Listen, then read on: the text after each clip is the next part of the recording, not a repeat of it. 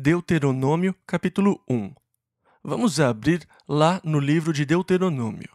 A palavra Deuteronômio quer dizer a segunda lei. Esse livro é uma espécie de discurso final de Moisés ao povo. O livro provavelmente abrange o último mês e meio da vida de Moisés. E então, agora, ele deve ter cerca de 120 anos. Sua visão ainda está aguçada, ele ainda pode ouvir muito bem, e ele se dirige ao povo repetindo a obra que Deus fez no passado da sua história, porque muitos deles nasceram no deserto. Muitos não viram o milagre da divisão do Mar Vermelho. Eles não tinham uma lembrança pessoal da terrível escravidão no Egito. Eles não cresceram tão conscientes dos perigos do deserto. E então Moisés faz uma espécie de relato ao povo. Embora ele narre os 40 anos do Egito até a chegada à terra, ele diz que essas coisas aconteceram no primeiro dia do 11º mês do 40º ano.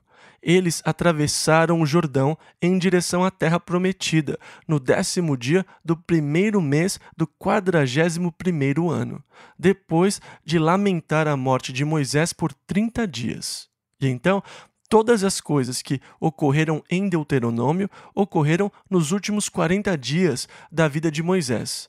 Estas são as últimas exortações de Moisés ao povo antes da travessia do Jordão, antes de entrarem na terra. Este relato das coisas que Deus fez são palavras de encorajamento.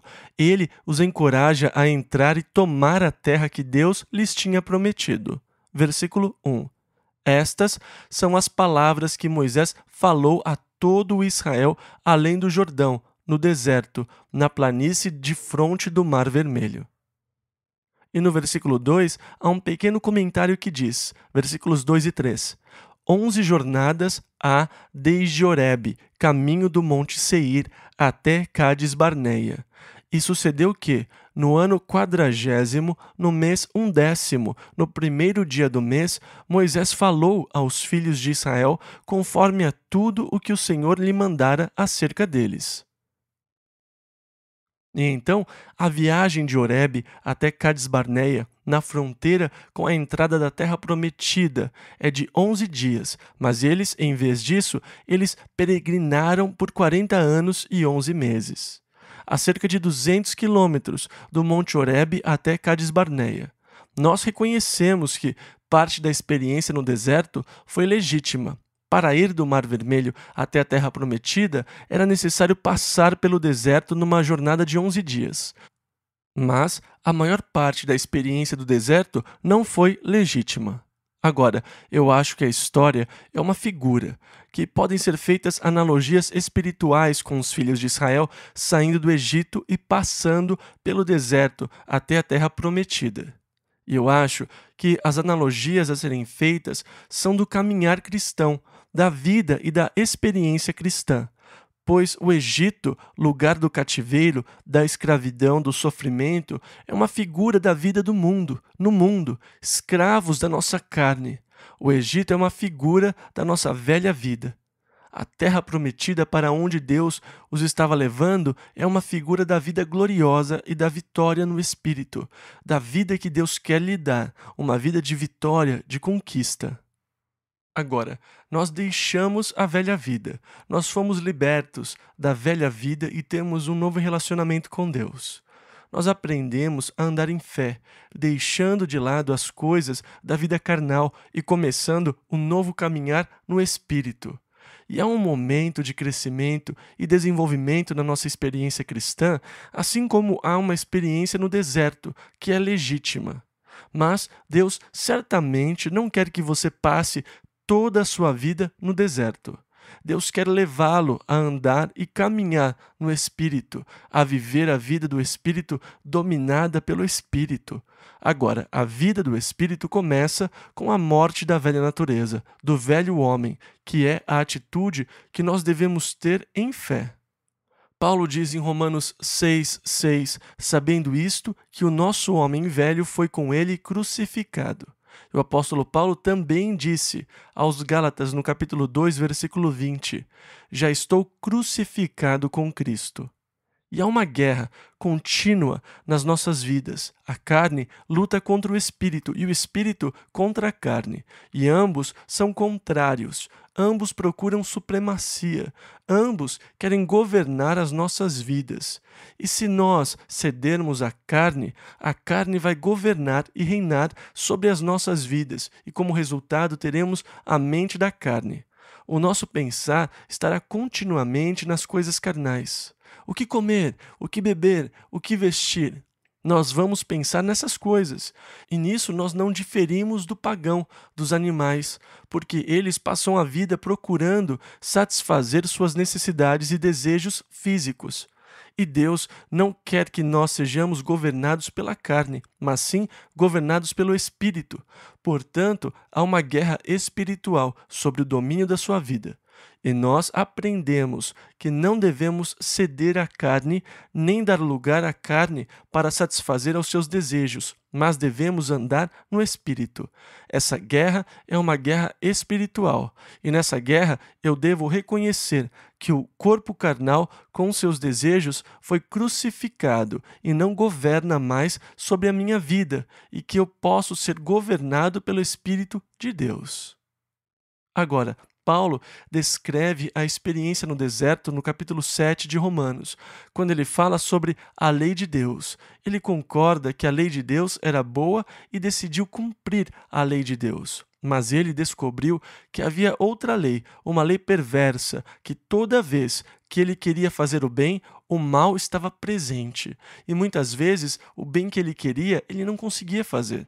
E o mal que ele não queria era o que ele fazia. E ele acabou encontrando-se num estado miserável, deplorável. Havia um desejo de obedecer a Deus e de guardar a lei de Deus.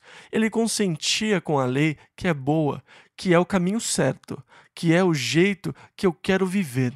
Ele via o ideal divino e era atraído pelo ideal divino, desejava e ansiava por esse ideal. Mesmo assim, não conseguia persuadir a carne a se submeter ao Espírito de Deus. E Paulo fala da sua frustração lá em Romanos 7, versículo 24. Miserável homem que eu sou, quem me livrará do corpo desta morte? Mas ele continua, e no capítulo 8 de Romanos, ele descobre a resposta ao seu clamor. Agora, o próprio clamor praticamente revelava a resposta. Quem me livrará? Não era mais como eu posso me livrar. Ele procura ajuda de outra fonte. Agora, na experiência do deserto, sou eu que tento levar a carne a se submeter à vontade de Deus. E eu prometo a Deus que serei melhor, que eu não vou mais falhar. Eu faço votos e faço de tudo para levar a minha carne a se submeter a Deus e à vontade de Deus. Mas eu vejo operar em mim a mesma lei perversa que Paulo viu. Lá em Romanos 7,19 ele disse: porque não faço o bem que quero, mas o mal que não quero, esse faço. Eu não consigo levar a minha carne a se submeter a Deus. A solução de Deus é a morte da carne crucificada com Cristo.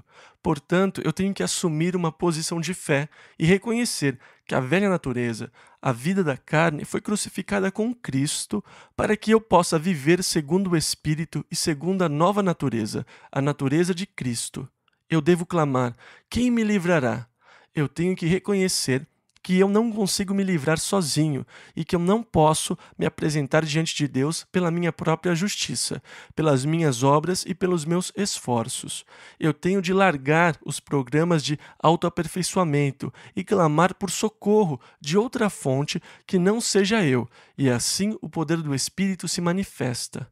Ele vem ao meu socorro e faz por mim o que eu não posso. Em Romanos 7,24 nós lemos: miserável homem que eu sou, quem me livrará? Eu estou quase lá porque eu entendi que eu não consigo me livrar sozinho. Durante muito tempo eu tentei me livrar sozinho, mas eu fracassei.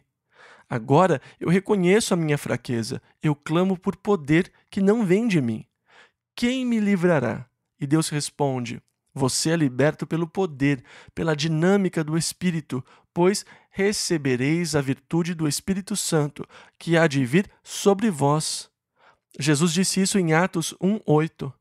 E o que não podia ser feito por causa da fraqueza da minha carne, eu vejo que Deus fez por mim, pelo poder do Espírito Santo.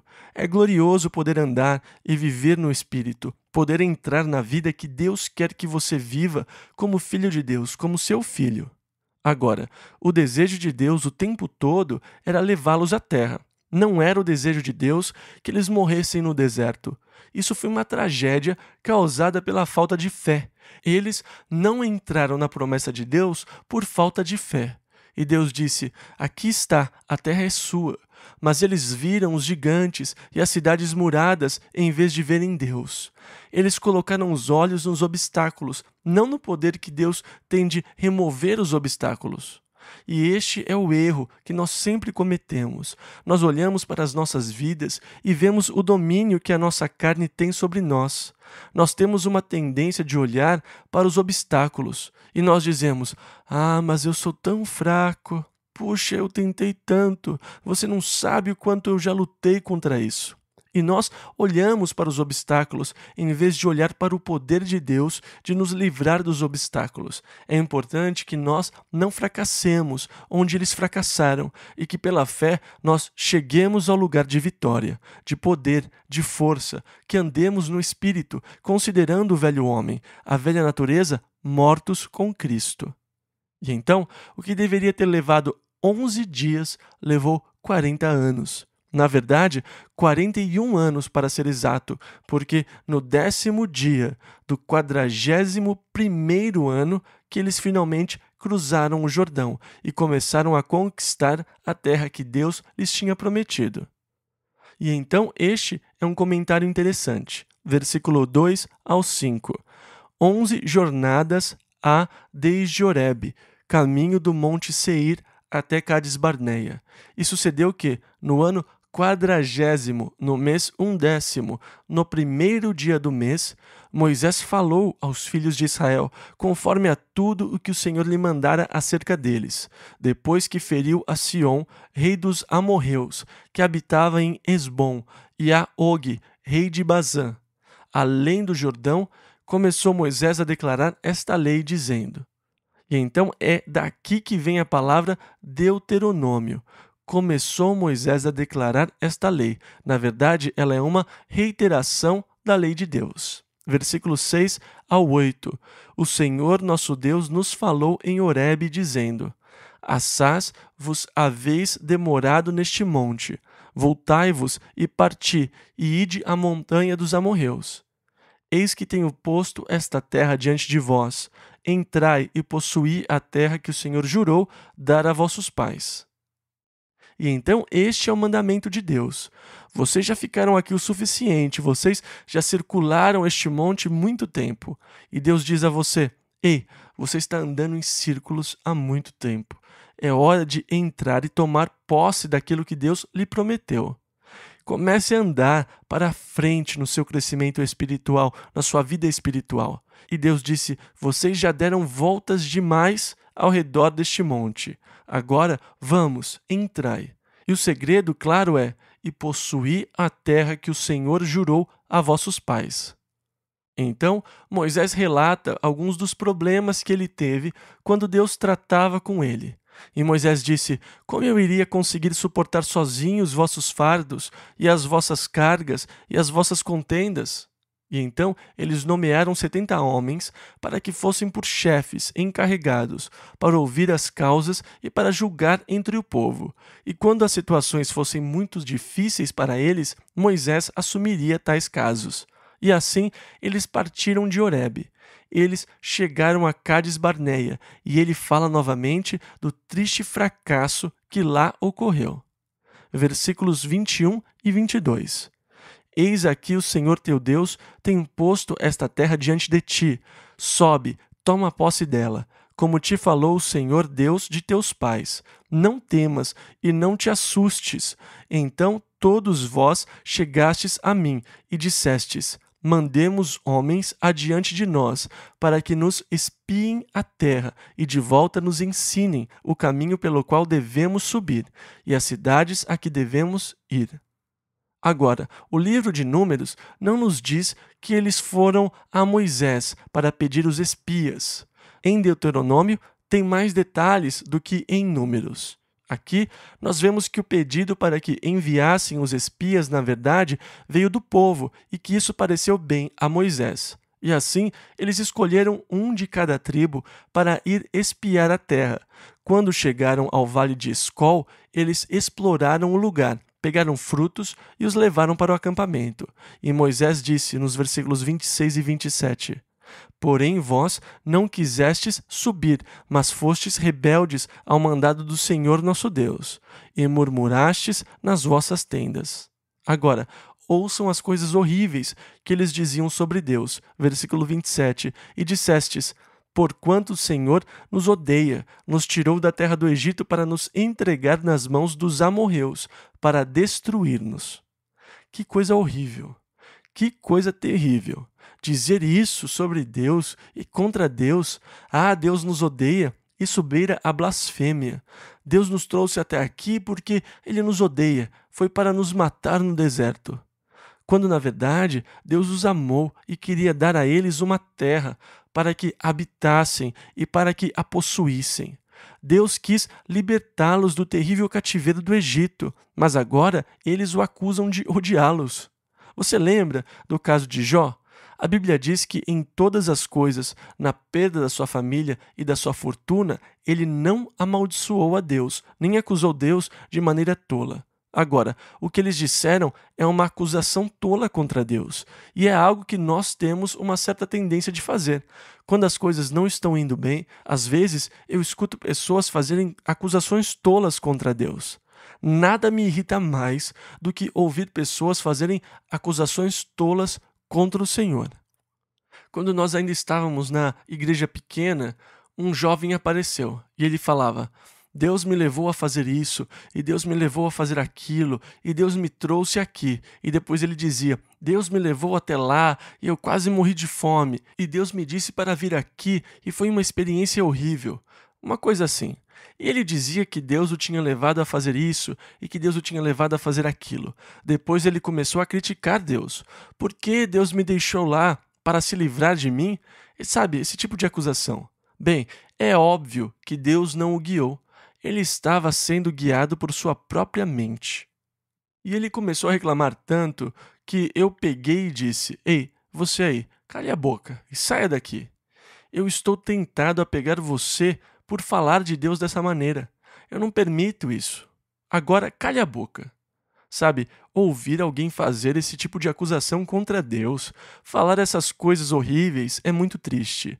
E lá estava o povo, fazendo essa acusação blasfema. Deus nos trouxe aqui porque Ele nos odeia. Que coisa horrível de se dizer. E então o povo ficou desencorajado e disse, versículo 28, Maior e mais alto é este povo do que nós. As cidades são grandes e fortificadas até aos céus. E também vimos ali filhos dos gigantes. Agora, os gigantes eram os Anaquins. E então, o que inspirou o medo foram as cidades, que eram altas e muradas, e também o povo. Os seus habitantes eram grandes, pessoas gigantescas. Versículo 29 ao 32. Então eu vos disse: não vos espanteis, nem os temais. O Senhor vosso Deus, que vai adiante de vós, Ele pelejará por vós, conforme a tudo o que fez convosco, diante de vossos olhos, no Egito. Mas nem por isso crestes no Senhor vosso Deus. Eu amo isso. E ele mostra que Deus esteve com eles no deserto. O que é lindo é que Deus está com você mesmo nas experiências do deserto. Você pode acabar não entrando no melhor que Deus tem. Você pode acabar não tomando posse de tudo o que era para ser seu. E se você passar a sua vida peregrinando no deserto, não foi porque esta era a vontade de Deus. Este não era o desejo dele, mas ele vai estar lá com você e vai ajudá-lo. Deus vai elevá-lo ao nível mais alto que você permitir que ele eleve você. Somos nós que limitamos a obra de Deus nas nossas vidas. Somos sempre nós que colocamos restrições ao que Deus pode fazer por nós. Somos nós que colocamos limites nas obras de Deus. O Salmo 78, versículo 41 diz: Voltaram atrás e tentaram a Deus e limitaram o Santo de Israel. É sempre a nossa incredulidade que coloca limitações na obra que Deus procura fazer nas nossas vidas. Olha, Deus vai guiá-lo por todo o caminho. Tudo o que você tem que fazer é crer nele e confiar que ele o fará. É você quem coloca limitações no que Deus quer fazer. Mas Deus o elevará ao lugar mais alto que você deixar. E lá no deserto, ele fala do Senhor seu Deus. Versículo 33, que foi adiante de vós por todo o caminho, para vos achar o lugar onde vós deveríeis acampar, de noite no fogo, para vos mostrar o caminho por onde havíeis de andar, e de dia na nuvem. Em outras palavras, ele está dizendo que Deus foi na sua frente, no deserto, para escolher o melhor lugar para você armar a sua tenda e que o guiou com o fogo e a nuvem. Se nós conseguíssemos entender como a obra de Deus envolve as nossas vidas, Deus foi na frente para encontrar um lugar para vocês armarem as suas tendas. Eles chegavam a um lugar e diziam: este parece um bom lugar para armarmos as nossas tendas. É claro que é. Deus foi na frente e preparou o lugar. Depois, ele os guiou e eles puderam dizer: por todo o caminho meu Salvador me guia. O que mais tenho a pedir? Mas o Senhor ouviu as palavras das suas queixas, e ele ficou irado e disse: vocês não vão entrar. E Moisés os lembra como eles se reuniram e disseram: nós pecamos contra Deus, nós vamos entrar na terra e vamos tomá-la. E Moisés disse: não, vocês não vão. Deus disse que ele não vai entregá-los nas suas mãos. Mas eles se armaram e subiram a montanha dos amorreus, que os perseguiram, e alguns deles foram mortos porque ousaram ir sem a presença de Deus. Então, eles começaram os 40 anos de peregrinação no deserto, o que Moisés começa a relatar no capítulo 2. Deuteronômio, capítulo 2, versículo 1 ao 7. Depois viramo-nos e caminhamos ao deserto, caminho do Mar Vermelho, como o Senhor me tinha dito, e muitos dias rodeamos o monte Seir.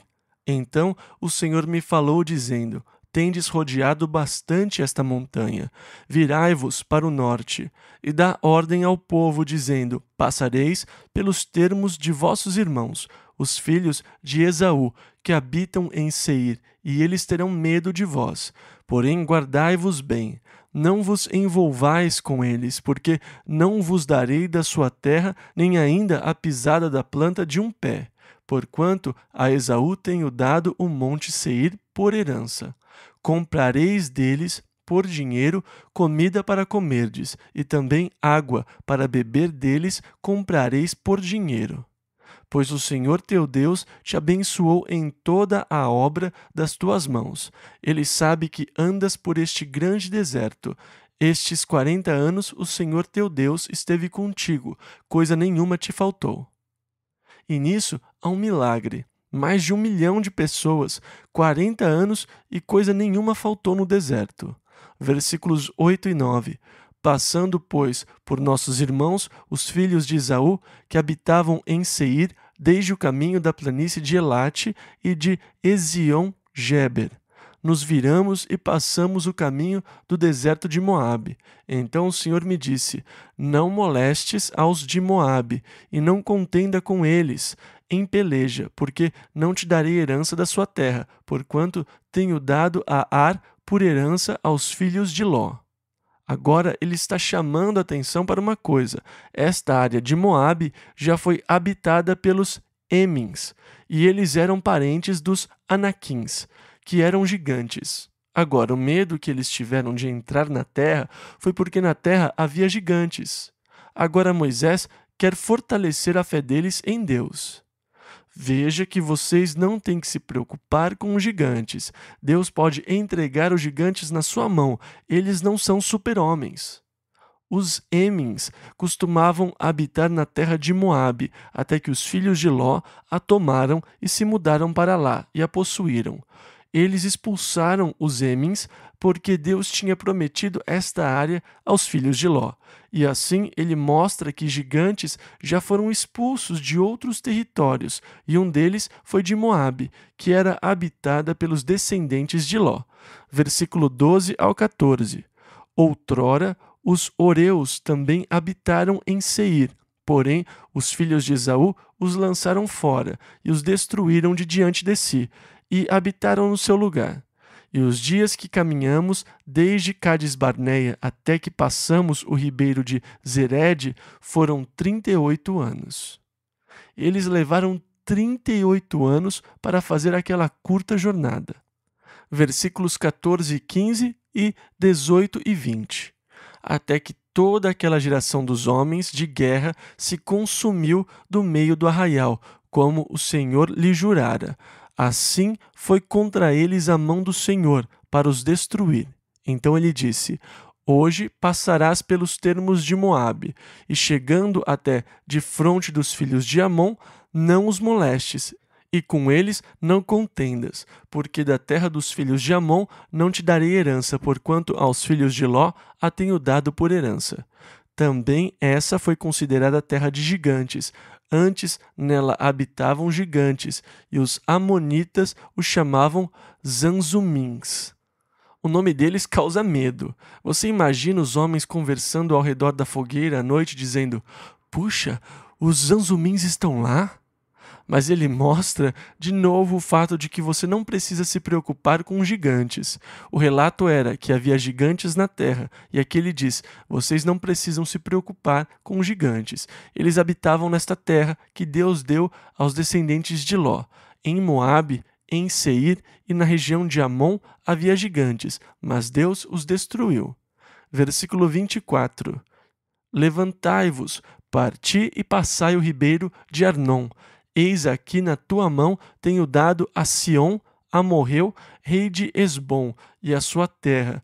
Começa a possuí-la e contende com eles em peleja. E então eles começaram a possuir a terra ao norte da área de Joboque e destruíram o rei. Versículo 30 ao 33. Mas Sion, rei de Esbom, não nos quis deixar passar por sua terra, porquanto o Senhor teu Deus endurecera o seu espírito e fizera obstinado o seu coração para dar-lo na tua mão, como hoje se vê. E Sião saiu-nos ao encontro, ele e todo o seu povo a peleja em Jazá. E o Senhor nosso Deus nolo entregou, e o ferimos a ele e a seus filhos e a todo o seu povo. Deuteronômio capítulo 3. Versículo 1 ao 5. Depois nos viramos e subimos o caminho de Bazã. E Og, rei de Bazã, nos saiu ao encontro, ele e todo o seu povo, a peleja em Edrei. Então o Senhor me disse: Não o temas, porque a ele e a todo o seu povo e a sua terra tenho dado na tua mão. E far-lhe-ás como fizeste a Sion, rei dos amorreus, que habitava em Esbom. E também o Senhor nosso Deus nos deu na nossa mão a Og, rei de Bazã, e a todo o seu povo. E tomamos todas as suas cidades. Nenhuma cidade houve que lhes não tomássemos. 60 cidades. Todas estas cidades eram fortificadas com altos muros, portas e ferrolhos, e muitas outras cidades sem muros. Em outras palavras, eles conquistaram 60 cidades muradas de Bazã. Agora, voltando um pouco, você vê que os relatos que os amedrontaram era porque as cidades tinham muros altos e gigantes. E foi isso o que causou medo e temor, o que destruiu a fé do povo, os fazendo voltar. Mas agora Moisés mostra a eles: veja, isso não é nada para Deus. Vocês não têm que se preocupar com as cidades muradas. Vocês não têm que se preocupar com os gigantes. Se Deus é por nós, quem será contra nós? Deus já tinha prometido ir na frente de vocês e expulsar os inimigos. Portanto, as coisas que lhes causaram terror e medo e que destruiu a sua fé não precisa impedi-los agora. Entrem. E Moisés procura fortalecer a fé do povo em Deus. Vão e deem a Deus a oportunidade de operar. E assim, com cuidado, ele mostra que as cidades muradas das terras dos gigantes já tinham sido conquistadas. Versículo 11. Porque só Og, o rei de Bazã, restou dos gigantes. O próprio rei Og era gigante. Ele tinha uma cama de 4 metros, tipo tamanho king size, por 2 de largura. Ele era um cara grande e precisava de uma cama grande. Ele foi o último gigante daquela região, e Deus o entregou nas suas mãos. E vocês tomaram posse da terra dele, que foi dada aos Rubenitas e aos Gaditas. E a área ao norte foi dada a Manassés, subindo até o Monte Hermon. Toda a área de Golã foi conquistada. E então ele diz ao povo no versículo 21: Os teus olhos têm visto tudo o que o Senhor vosso Deus tem feito a estes 2 reis. Assim fará o Senhor a todos os reinos a que tu passarás. Vocês têm visto, então, o que Deus pode fazer, e é isso o que ele fará aos reis das terras que vocês tomarão. Não tenham medo, não parem, não desistam agora. Versículo 22 ao 25. Não os temais, porque o Senhor vosso Deus é o que peleja por vós. Também eu pedi graça ao Senhor no mesmo tempo, dizendo: Senhor Deus, já começaste a mostrar ao teu povo a tua grandeza e a tua forte mão. Pois que Deus há nos céus e na terra, que possa fazer segundo as tuas obras e segundo os teus grandes feitos. Rogo-te que me deixes passar, para que veja esta boa terra que está além do Jordão, esta boa montanha e o Líbano. Embora Moisés tivesse 120 anos, ele estava preparado para entrar na cidade. Senhor, vamos lá, por favor, me deixa ir. Eu já o vi começando a destruir os inimigos. Isso é emocionante, Senhor. Eu amo isso. Senhor, eu adoraria ver a terra. Eu gostaria de ver as montanhas do Líbano. Eu gostaria de ver a terra que o Senhor prometeu. O Senhor não vai me deixar ir? Moisés está orando, pedindo a Deus que o permita entrar na terra. Agora, quando eles estavam no deserto e estavam sem água, eles disseram a Moisés: Dê-nos água para beber, estamos morrendo. E Moisés foi perante o Senhor e disse: Senhor, essas pessoas estão a ponto de me matar, elas querem água. E Deus disse: Vá, fale a rocha, e dela fluirá a água. Na primeira vez, Deus disse: Fira a rocha, e dela sairá água. Na segunda vez, Deus disse: Fale com a rocha. Mas Moisés estava zangado com o povo, e ele saiu da presença do Senhor e disse ao povo: Eu vou ter que ferir a rocha de novo para lhes dar água? E ele pegou o seu cajado e feriu a rocha, e saiu água. Mas Deus disse: Moisés, venha cá, meu filho. Moisés, você estragou tudo. Você não me representou adequadamente diante do povo. E agora Moisés era o representante de Deus. Deus não estava zangado com o povo, mas Moisés estava. E Moisés agiu como se Deus estivesse zangado, e assim não representou Deus de forma adequada diante do povo. E Deus disse: Moisés, este foi um erro grave, e por não ter me representado corretamente diante do povo, você não pode entrar na terra. Deus queria imprimir na mente do povo a importância da obediência, a importância de representá-lo adequadamente. E hoje, vocês são representantes de Deus no mundo. Jesus disse: Sois minhas testemunhas. Vocês representam Jesus perante o mundo. Agora a pergunta é: nós o representamos adequadamente? Quais os conceitos as pessoas fazem de Jesus quando nos observam? Como representantes de Deus no mundo hoje, que conceitos as pessoas fazem de Deus? Elas realmente sabem que Deus se preocupa? Elas realmente sabem que Deus é amor? Como eu represento Deus? É muito importante representarmos Deus adequadamente.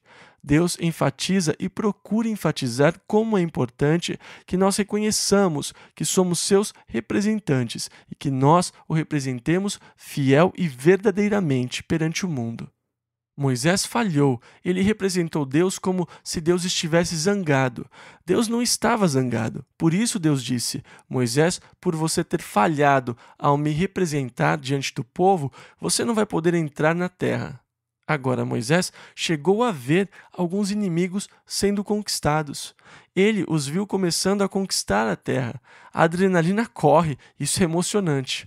Ah, Senhor, por favor, eu adoraria entrar e ver as montanhas do Líbano. Eu gostaria de ver os vales e os rios e tudo que neles há. Senhor, eu adoraria ver a terra. Deixe-me ir, Senhor. Eu quero vê-lo destruir os inimigos. Eu quero ver o povo. E o Senhor disse a Moisés, versículo 26, basta, não me fale mais deste assunto. Ou seja, Moisés, não fale mais sobre isso, você não pode ir. Agora, este é um caso onde Deus não responde à oração de Moisés na afirmativa. Ele respondeu à oração e disse, não. Deus sempre responde às orações. Às vezes, a resposta é sim, às vezes, a resposta é não. E neste caso, o pedido de Moisés não foi concedido por Deus, para que Deus pudesse ensinar à nação a importância da obediência. E nos anos futuros, as mulheres judaicas iriam segurar os seus bebês no colo e contar a história gloriosa de como Deus usou um homem chamado Moisés, que tinha sido protegido por Deus quando bebê e encontrado nos juncos pela princesa do Egito, numa época em que todas as crianças deveriam ser mortas.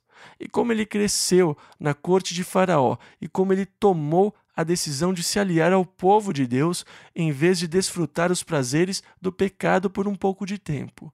E como Deus, através dele, mandou as pragas sobre os egípcios e os destruiu, e como ele tirou o povo do Egito e da escravidão. E como o Mar Vermelho se abriu quando ele ergueu a sua vara, e como Deus mandou água da rocha. E como as vozes do povo se calou. E sussurrando, eles diziam que Deus não permitiu que Moisés realizasse o sonho da sua vida, de entrar na terra, porque ele falhou, não representando Deus apropriadamente. Ele desobedeceu a Deus junto às águas da contenda, em Meribá. Esta se tornou uma lição profundamente arraigada na mente da nação, a importância da obediência a Deus. Assim, por amor à nação, Deus não concedeu o desejo de um homem. Deus disse, escute, não fale mais sobre isso comigo. A resposta já foi dada. Versículos 28 e 29. Manda, pois, a Josué, e anima-o, e fortalece-o, porque ele passará adiante deste povo, e o fará possuir a terra que verás. Assim ficamos neste vale, de fronte de Bet-peor. E então Deus disse a Moisés, você não pode ir, mas eu o deixarei subir ao topo do monte Pisga e de lá você poderá ver a terra. De Pisga, dê uma boa olhada na terra que eu prometi. E então desça, nomeie Josué e o encoraje e o fortaleça, porque ele vai liderar o povo até a terra. Deuteronômio, capítulo 4. Agora, Moisés faz um pedido. Versículos 1 e 2. Agora, pois, ó Israel, ouve os estatutos e os juízos que eu vos ensino, para os cumprirdes, para que vivais e entreis e possuais a terra que o Senhor Deus de vossos pais vos dá. Não acrescentareis a palavra que vos mando, nem diminuireis dela, para que guardeis os mandamentos do Senhor vosso Deus, que eu vos mando. E então, Deus proíbe acrescentar ou diminuir qualquer coisa aos mandamentos, a palavra que Deus falou através de Moisés. Quando chegarmos ao livro de Apocalipse, veremos uma proibição de se adicionar ou tirar da palavra da profecia. É interessante como as pessoas gostam de brincar com a palavra de Deus, acrescentando ou tirando. Mas isso é proibido. Não acrescente nem diminua aquilo que Deus declarou. E Moisés disse, versículos 5 ao 9, Vedes aqui vos tenho ensinado estatutos e juízos, como que mandou o Senhor meu Deus. Guardai-os, pois, e cumpri-os, porque isso será a vossa sabedoria e o vosso entendimento. Este grande povo é nação sábia e entendida, pois que nação há tão grande que tenha deuses tão chegados como o Senhor nosso Deus todas as vezes que o invocamos? E que nação há tão grande que tem estatutos e juízos tão justos como toda esta lei que hoje ponho perante vós? Tão somente guarda-te a ti mesmo, e guarda bem a tua alma, que não te esqueças daquelas coisas que os teus olhos têm visto, e não se apartem do teu coração todos os dias da tua vida, e as farás saber a teus filhos, e aos filhos de teus filhos. Ensine estes mandamentos e estatutos aos seus filhos, aos seus netos. Não há outra nação no mundo que tenha recebido os privilégios que eles receberam. Deus está sempre perto deles e lhes deu uma lei tão justa. Versículos 12 e 13 e 15 e 19. Então o Senhor vos falou do meio do fogo. A voz das palavras ouvistes, porém, além da voz, não vistes figura alguma. Então vos anunciou ele a sua aliança, que vos ordenou cumprir, os 10 mandamentos, e os escreveu em 2 tábuas de pedra. Versículo 15. Guardai, pois, com diligência as vossas almas, pois nenhuma figura vistes no dia em que o Senhor em Horebe falou convosco do meio do fogo, para que não vos corrompais e vos façais alguma imagem esculpida na forma de qualquer figura, semelhança de homem ou mulher, figura de algum animal que haja na terra, figura de alguma ave alada que voa pelos céus, figura de algum animal que se arrasta sobre a terra, figura de algum peixe que esteja nas águas debaixo da terra. Que não levantes os teus olhos aos céus e vejas o sol e a lua e as estrelas, todo o exército dos céus, e sejas impelido a que te inclines perante eles. Agora, ele chama a atenção para o fato de que, quando eles ouviram a voz de Deus, eles deliberadamente não viram nenhuma forma, pois Deus não queria que eles fizessem nada que representasse a imagem de Deus. Agora, as nações ao redor deles tinham esculturas e ídolos que representavam seus deuses. Alguns deles eram ídolos femininos, com muitos seios, alguns eram masculinos. Alguns deles eram alados, alguns pareciam peixes, muito esquisitos. Alguns pareciam monstros, como gárgulas ou carrancas. Isto é Deus. Deus se parece com isso, mas ele disse, não, Deus não quer que vocês façam nenhuma imagem, Deus não quer que vocês façam nada para representá-lo, isso não deve ser feito. Agora, existe no homem uma força que o leva a adorar, isso faz parte da natureza humana, e aqui ele diz, versículo 19, que não levantes os teus olhos aos céus e vejas o sol e a lua e as estrelas, todo o exército dos céus, e sejas impelido a que te inclines perante eles. Existe uma coisa no homem que o leva a adorar. Você tem que adorar alguma coisa. É como o Bob Dylan disse, você tem que servir a alguém. Isso é verdade. Você é impelido a servir a alguém. Existe uma força que o compele, que o leva a servir alguém. E é sempre triste quando o homem deixa de servir e adorar ao Deus vivo e verdadeiro, ao Criador, aquele que sustenta a vida e todas as formas de vida do universo, e passa a fazer imagens de Deus semelhantes a um homem, a uma mulher ou a algum animal, e começam a se prostrar e adorar essas imagens. Eles começam a oferecer orações perante as imagens. Existe algo no homem que o compele a adorar, mas Deus não quer que você adore diante de nenhum altar. Quando a mulher de Samaria disse a Jesus, nossos pais adoraram neste monte, e vós dizeis que é em Jerusalém o lugar onde se deve adorar. Onde devemos adorar? Ela disse isso em João 4, versículo 20. Jesus disse, a hora vem, e agora é, em que os verdadeiros adoradores adorarão o Pai em espírito e em verdade, porque o Pai procura a tais que assim o adorem. Deus é espírito e importa que os que o adorem em espírito e em verdade. Ou seja, Deus não pode ser confinado e nós não deveríamos tentar fazer nada que representasse Deus. Eu, pessoalmente, eu tenho dificuldade com imagens de Cristo. Eu não ligo para elas. E isso é pessoal. Para mim, isso é algo muito pessoal. Eu não estou dizendo para você ir para casa e se livrar das fotos. Essa é uma coisa muito pessoal. Eu não ligo para nenhuma imagem de Cristo. Deus não queria que o homem fizesse nenhuma representação sua. Então eles ouviram a voz, mas não viram nenhuma imagem. Eles não viram nenhuma figura para que eles não criassem nenhuma imagem para adoração. O homem é impelido a adorar. E Moisés falou, versículos 21 e 22, também o Senhor se indignou contra mim por causa das vossas palavras e jurou que eu não passaria o Jordão e que não entraria na boa terra que o Senhor teu Deus te dará por herança.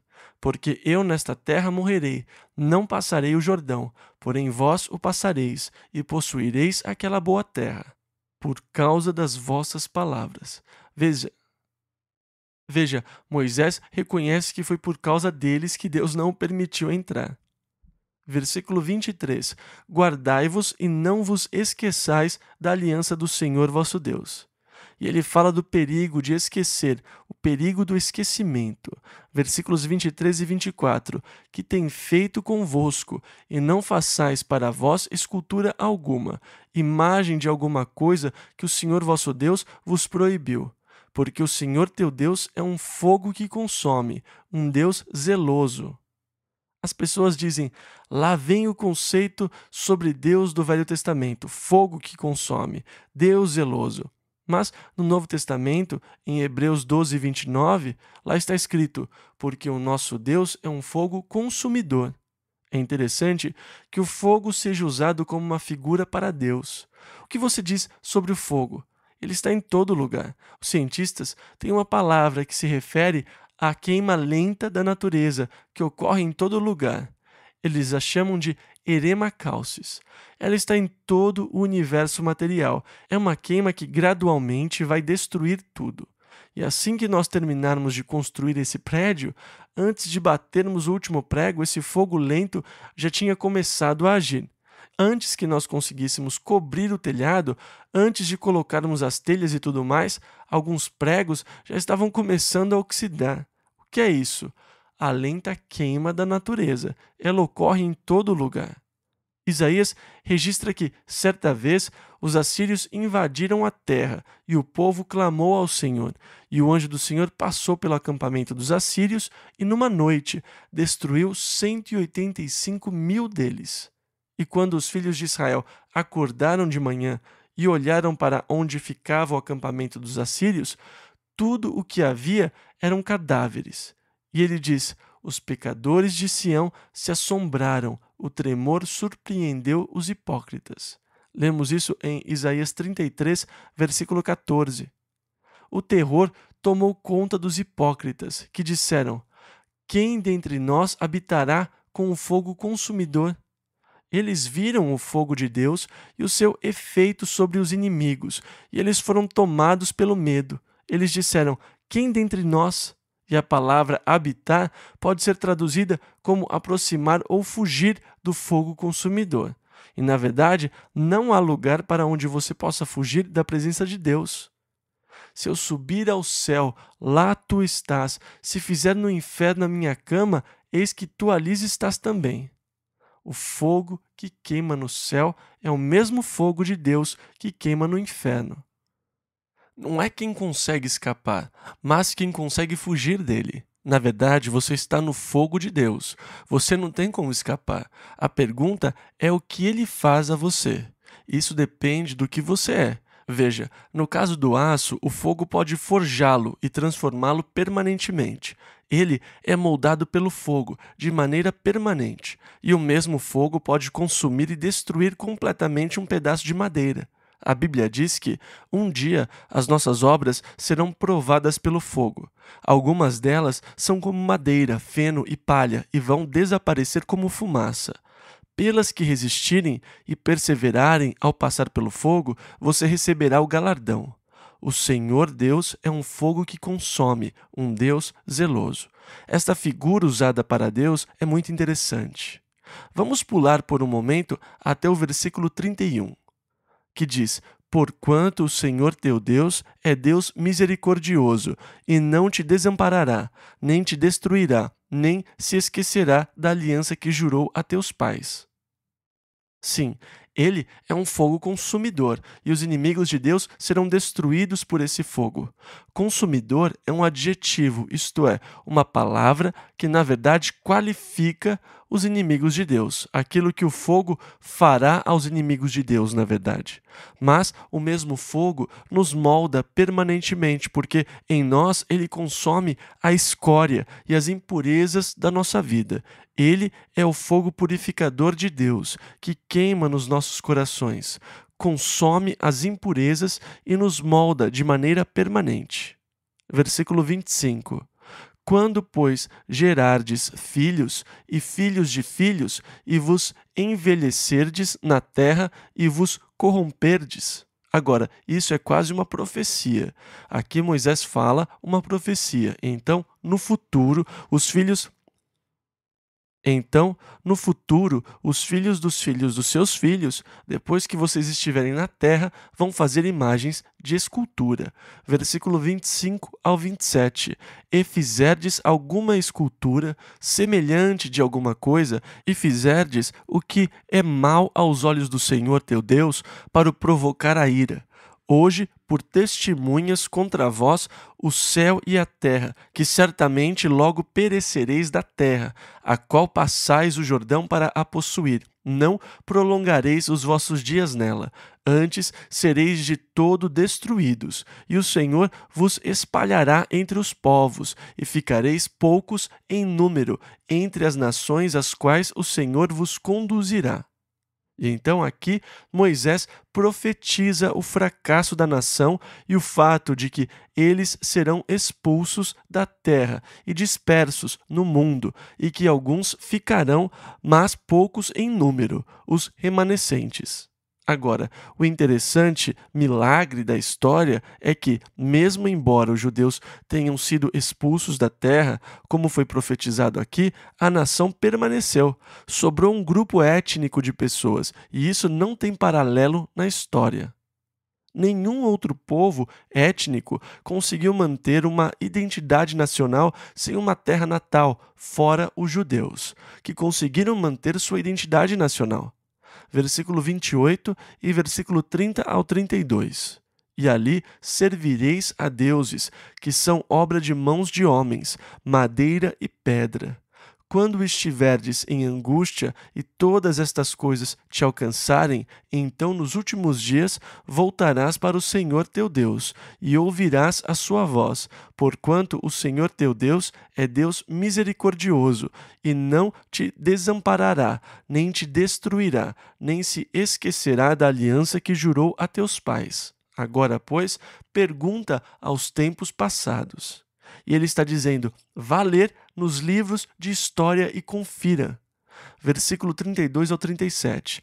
Desde o dia em que Deus criou o homem sobre a terra, se sucedeu jamais coisa tão grande como esta, ou se jamais se ouviu coisa como esta.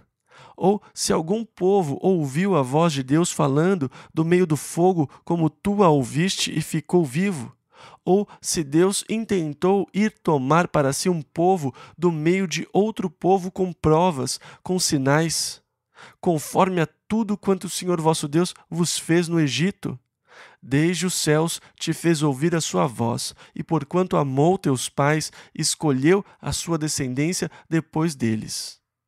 Agora, ele disse que Deus não fez isso por causa da grandeza ou por causa da bondade do povo, mas por causa do amor de Deus pelos seus antepassados. Versículos 38 e 39.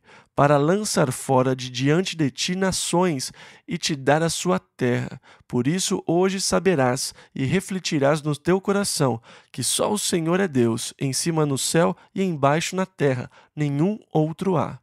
E novamente, ele os exorta para que guardem os estatutos e os mandamentos. Agora, eles nomearam as 3 cidades de refúgio que ficariam no lado leste do Rio Jordão, para onde fugiriam os acusados de homicídio culposo e onde estariam protegidos do vingador.